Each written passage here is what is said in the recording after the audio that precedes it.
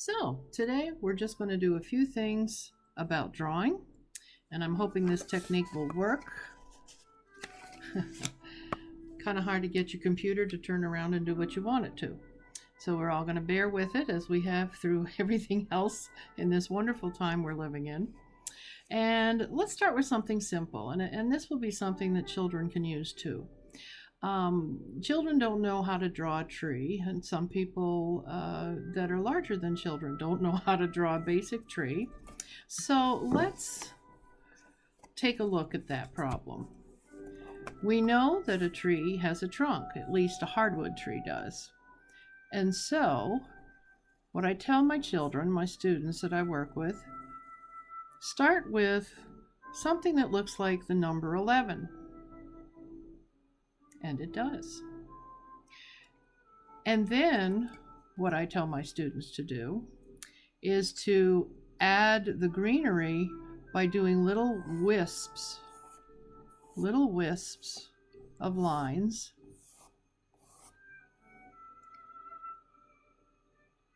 If you want to do other little wisps inside, you can, and later on you can make those show up better with a marker of some sort, and you'll be coloring that in.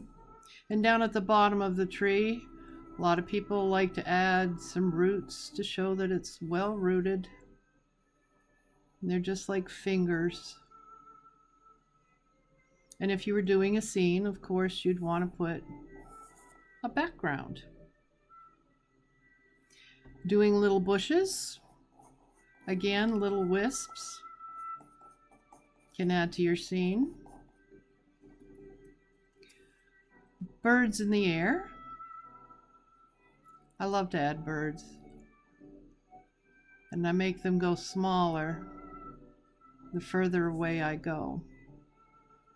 Over the years, as I was teaching art, I found out that artists like to do things in 3, 5, 7s, odd numbers, and so we'll put 3 little birds there. But see, you can get a rather nice picture just with something as simple as that. Okay, let's go on to something else. When I do flowers, I tend to like to do flowers with the medium I'm using at the time. Today, we're going to take a look at oil pastels. And these are simple Crayola oil pastels. They probably run $5 or $6. And when I'm doing a flower, I tend to like to do the flower part first. So you can choose colors that you like with this. I'm going to choose a pink and a purple here to work together. And you can make a simple flower just by pressing out lines from the center. If you want to make it a double colored flower, you can add another color into that. It's something that you can play with and have some fun with. And then what I would do after the flower is I would draw a stem, and I always make it a little bit crooked because it looks more natural, like it's floating in the wind. You can put little leaves on. Now, leaf shapes are easy to do. They just go to a point and they go back. And I make them alternate like they're climbing a ladder.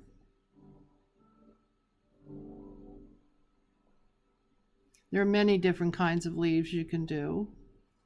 And again, you can do your grass at the bottom. Oil pastel is a lot of fun to use.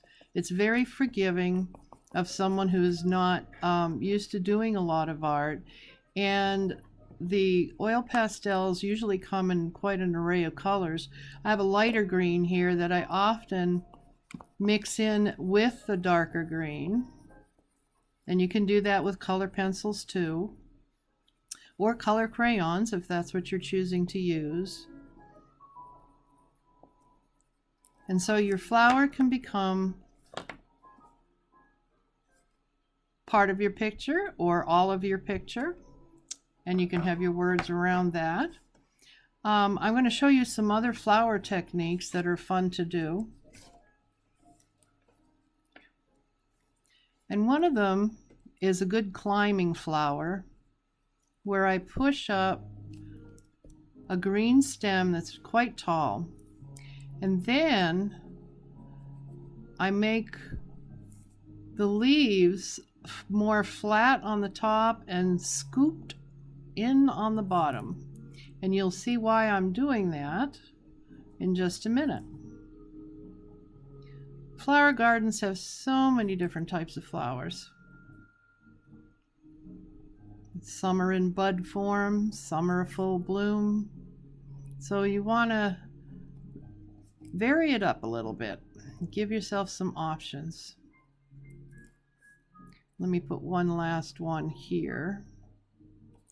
And then what I would do is take a color that I wanted the flowers to be. Let's see. You can buy different boxes that have different amounts of color. Let's put some red in here just for fun. And so what you're making are little buds that haven't fully bloomed yet, but they're coming.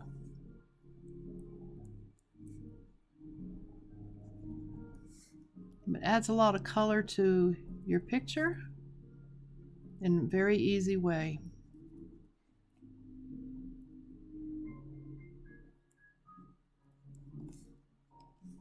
Okay. All right. Now another plant that I like to do is a little bit like a daisy, where you start with, and I'm going to see if yellow shows up here because I do like to use yellow on this one. Yeah, yellow shows up. All right, you start with the yellow, and then we would take an alternate color, like let's say orange, and you end up making little balls, circles, around the center circle.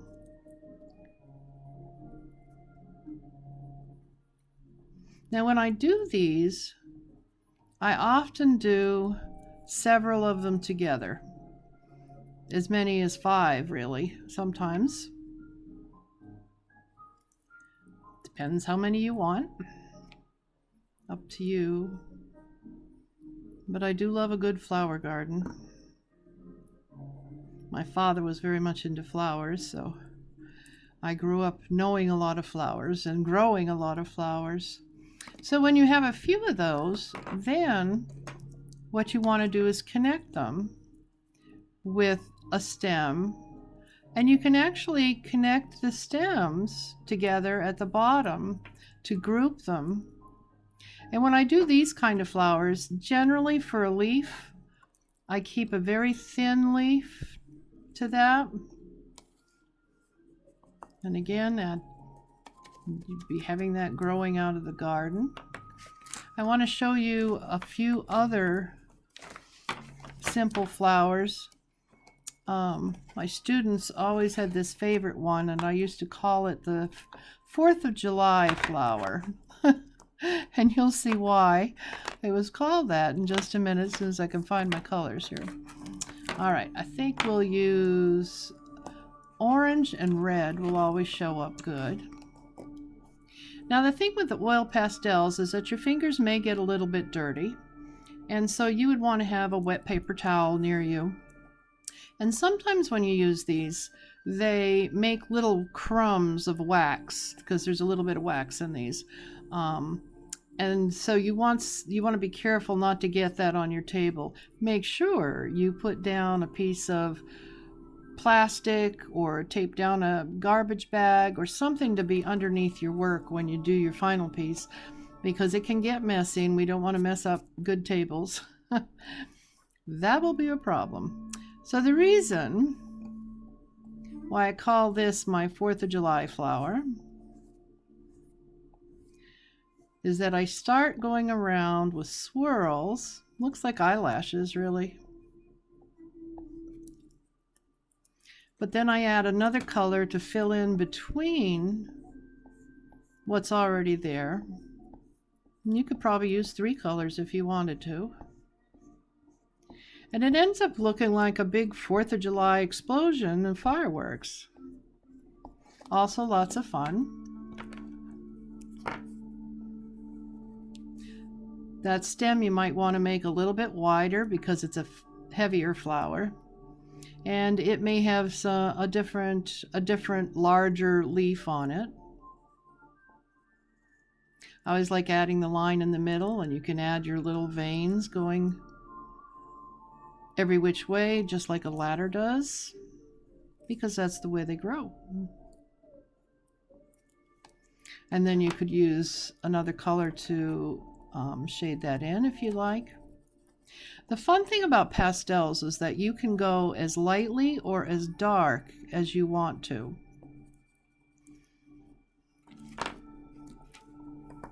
So there's another kind of flower that's lots of fun to do.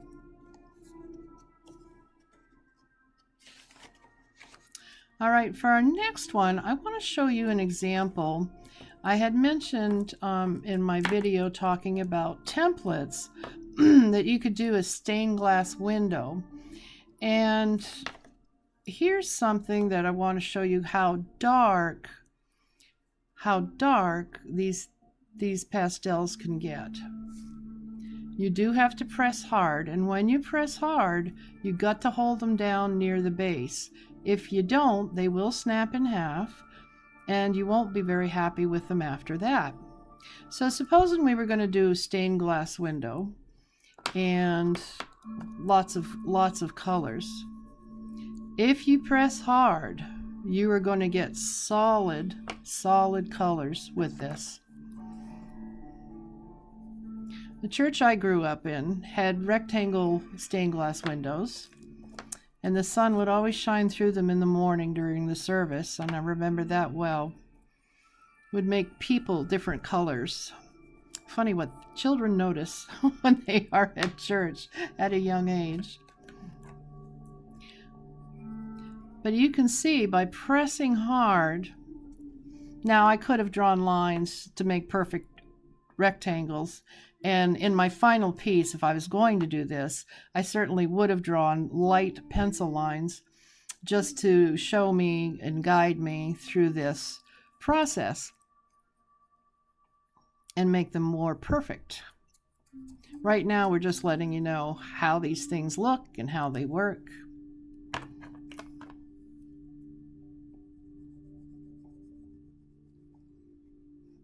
So I could do a whole window with very dark stained glass. Now, what you do around the outside edges of something like that is up to you. You can just make a wall. You could make it stones of a church. Doing stones are always fun. It can take hours, but it's fun. Just by drawing irregular shapes or castle-like stones, depending on what your feeling is about that. Let me show you one more thing that was a lot of fun too. Sometimes when I do illumination letters, I also add some medieval stones and some vines to go with them. Now the vines can be a nice edging around your paper. You just kind of start, and I gotta go slow because I gotta think about where I want this to go. As you know, vines can go around in a circle. They can go all sorts of ways. And you can do that line as long as you want your vine to be. Now the fun part comes in when you get to add your leaves. You don't want to make them too big because it's not meant to show a lot of color. So I'm just going to put a couple of leaves here. Whoops, that one didn't come out too good. Sometimes they don't. That's why drawing with marker is a little bit hard. Pencil's a wonderful thing, but you won't see it as well if I do it in pencil. So you start with your leaves. It's a very relaxing thing. and I put in little veins. I know they don't look good right now, but just hold on. More is coming. And in between the leaves, I'll add a little rosebud. And that's just like doing a spiral.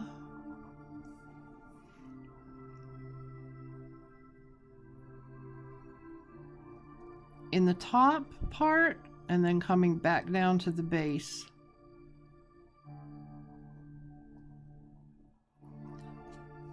Now, if you do your outlining with a marker at this point, you can use a variety of different materials to color in your roses and your leaves.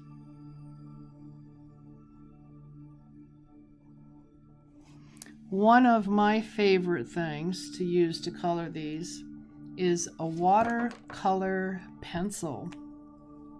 And if you've never tried watercolor pencils, it may be something that you would enjoy. Let me see if I can get this in focus.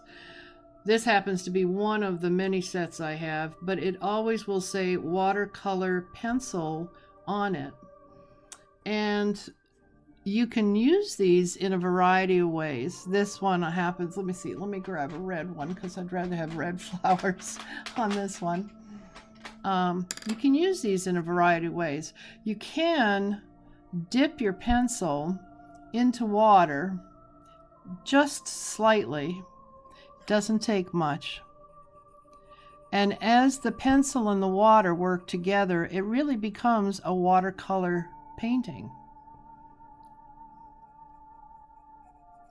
Now, the other way to use this is to simply color in with a dry pencil and add water later. But because these are so small, that could be a little bit difficult to get a small paintbrush. I think I have one here. A small paintbrush. And you have to be careful with the paintbrushes. When you put water on them, they tend to soak up a lot of water. So most times I end up drying off some of the water before I touch it to my watercolor pencil. Otherwise, I end up with big puddles. Not happy with those. That's why it's always a good idea to try this out. Practice with it to see if it gives you the effect you wanted. Now, I happen to have here also Watercolor Kit that I can simply use as a watercolor kit. This is a Crayola one, very inexpensive, just a few dollars. You don't need to spend a lot of money buying $40 sets of anything, whether it be watercolor pencils or watercolor paint boxes like this. They can get very expensive. And to tell you the truth, on the work that I have done at school, which it doesn't need to be professional art, these work just fine. And you can still mix colors with these and have a pretty good time. So here we have our vine with it would be a great edging, or going all the way around, a great border going all the way around your final draft. So there's some flowers, some vines. I'm not sure what else you would like to draw, but if you email me or call me, I can probably give you a private lesson on some things. Also, I do plan to be in attendance to the Thatcher Hall practice periods, and can certainly be of help to you there. It's hard to know what people think are inspirational. You could even get really relaxed and use paints and just make an abstract Now another thing I want to show you that's a marvelous little thing are these markers that are called Mr. Sketch.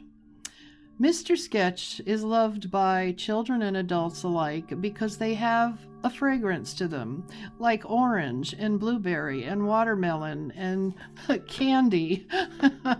So they're a lot of fun to use, but not only is it important that they're markers, but they do say watercolor marker. Let me show you what that means. That means that if you do a shape like this, and this is mostly what I use it for. I do a shape for the outside. This is great for doing leaves. I probably should have grabbed that. And what you finish doing, adding water on a brush, and when you rub the marker, it brings that color into the white space that you have around it or near it. You can tell this is a new brush. It's losing all of its hair on your work. That's something, if it happens to you, you can just pick it off later. Don't try to pick it off while it's wet. It'll probably show finger smudges. But very easy to do leaves.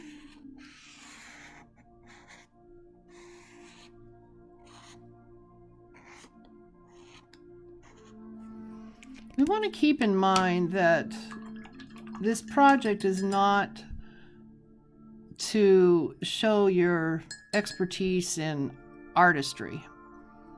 You're just having fun with it. It's like one of those coloring pages that you color in all the little boxes and it's relaxing. This is also the same effect. It's relaxing.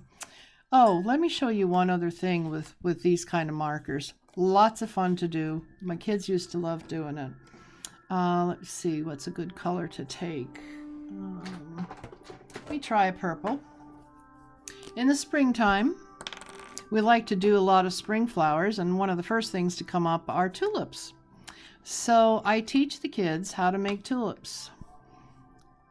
And we start out by making the letter U. I know this sounds simple, but it was meant for kids. This kind of lesson is meant for kids and for adults that are feeling like kids and wanting to have fun with some art.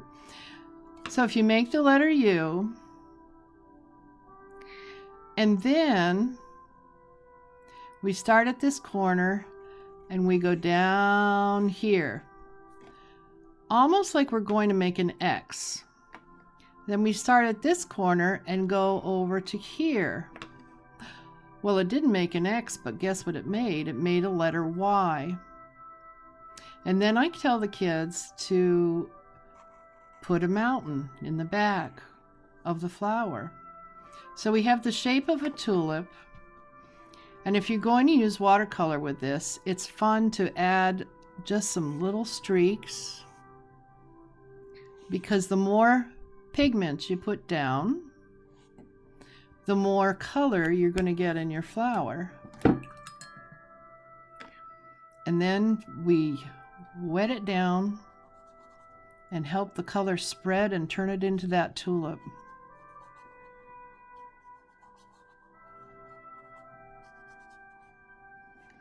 And when we're done the tulip, and then I put that kind of at the bottom of the page, which makes it hard, then we draw your stem.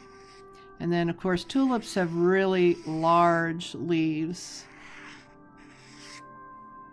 So you can just do your leaves and then water those in. Watercolor markers are tons of fun. You do have to be careful, because if you get one color too close to another one, yes, they can bleed. So that's why I'm not touching that stem, because I don't want green to end up into my purple. You can do one of those, or you can do a combination. I wanted to show you also This is sort of on the same theme as the tulips. It's not so great, and I'll tell you why it's not so great. Although when it's done in watercolor marker, they look beautiful. I had bought a cheap set of pastels, oil pastels, thinking they would work as good as Crayola. They did not. And I couldn't get them to blend together. I couldn't get them to come out very dark. It made a picture. It qualifies as that, but it's not one that really pleases me. So that's why I use a lot of watercolor marker, because they're easy to control your lines. They're easy to water down, and you can put, sometimes what I also do is have kids put down 2 or 3 layers of lines to really put a ton of color in there, and that will make your flower even darker. So that would work as well. So when you group these kind of flowers, they look really good. I often have like those 3 going like a ladder, but in dark pastels, good pastels, even Crayola pastels are great. I would not spend $30 or $40 on a box of professional pastels. You don't need it, because Crayola works just fine. And again, we've talked before too a little bit about outlining things. If you wanted to make this pop a little bit more, you could always take your Sharpie marker and outline the edges and whatever lines you do have that are drawn there. So that will make it pop a little bit more. And by pop, of course, I mean it just makes it show with a little cleaner look to it.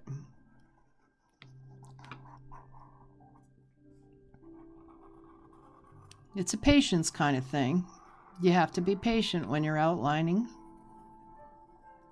Now notice I'm putting the Sharpie marker right on wet paper, and it's not doing anything bad to the picture. It's not melting into the picture. If I were to use a different kind of marker, you would not get the same results. You would get smearing. I'd show you that, but well, I'll let you find out for yourself. It would make quite a mess. All right.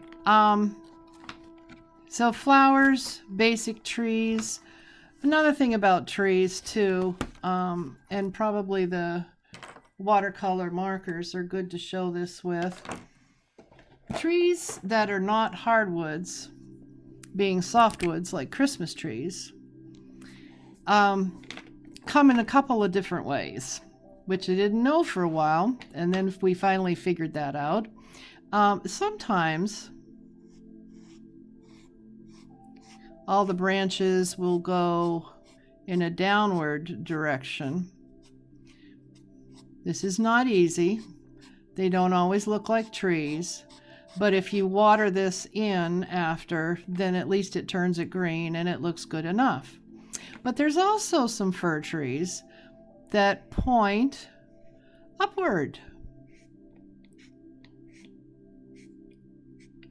And if you just keep adding your lines, depending on which little tree you want to do, and then using your water brush, they will look like trees. And that makes it simple. So those are the fir trees, and the one at the beginning was a hardwood tree. Now what I would do with this, and you could use pastel, although I think markers are a lot of fun. You could use regular markers if you want to color in things, but the problem I find with regular markers is that they leave streaks. When you're trying to, let's say if I do it on this side, if you're trying to fill in something with one color, you're going to end up with streaks, you're going to end up with white lines. It's okay to do it, and they actually made a lot of advertising in the past couple of decades using markers like this, and you can tell what they'd used because they're obvious with the streaks. But this would be okay to do with watercolor marker, or using a combination of black Sharpie marker and then using your watercolors from the box.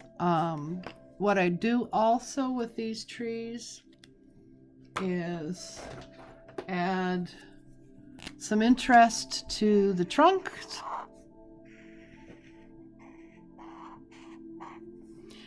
by drawing little lines like this. And that way when you water it in, it kind of melts all together and it looks pretty close to a tree trunk.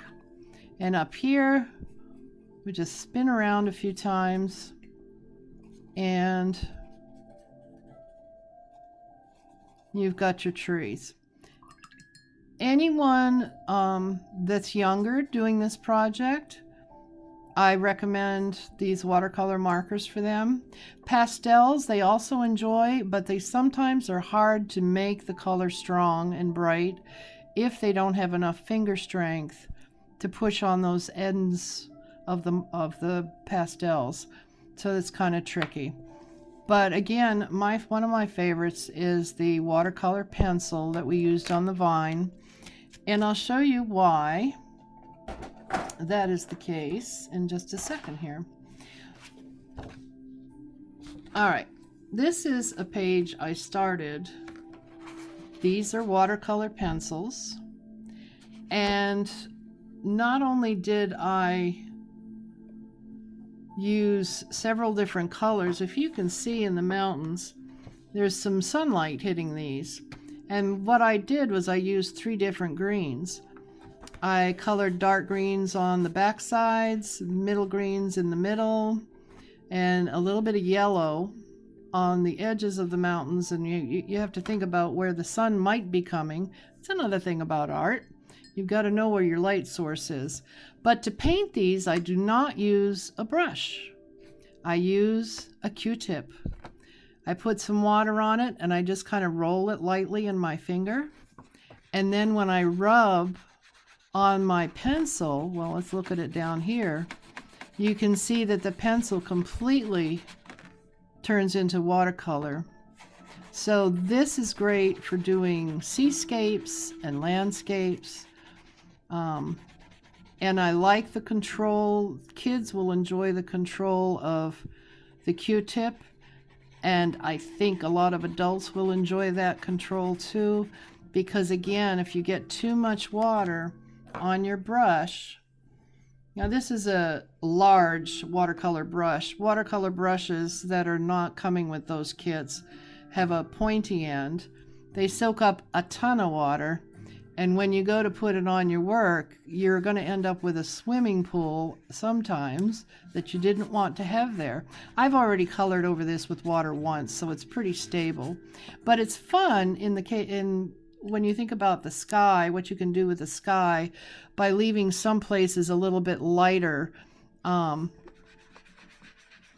that it almost looks like clouds in the sky. You can make sunshine on your mountains if you like to do mountains, and I'm such a lover of mountains. I always tend to put them in my artwork, so that's a lot of fun too.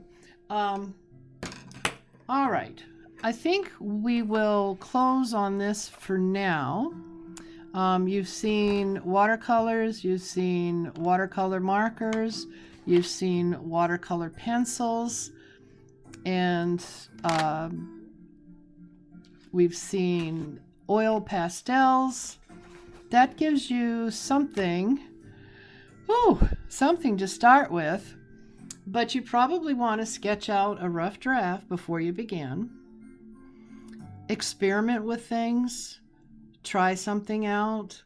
The other thing is to use the internet to learn how to draw things. There's so many how to draw videos, as I've said before. And the other thing that I've used the internet for is to find inspirational pictures. I don't copy the pictures, but I'll type in pictures of hope, and then I'll hit images under Google, and it will come up with all these images of something that does look kind of hopeful. That may be an idea starter for you. It was for me, and I find that useful, and I use those internet connections all the time. So that's the beginning of the drawing. And the next thing I'd like to do is take a short break here and set up and tell you about how to do some landscapes that are easy and how to do a watercolor wash. So I'll be back in just a few minutes. Hold on.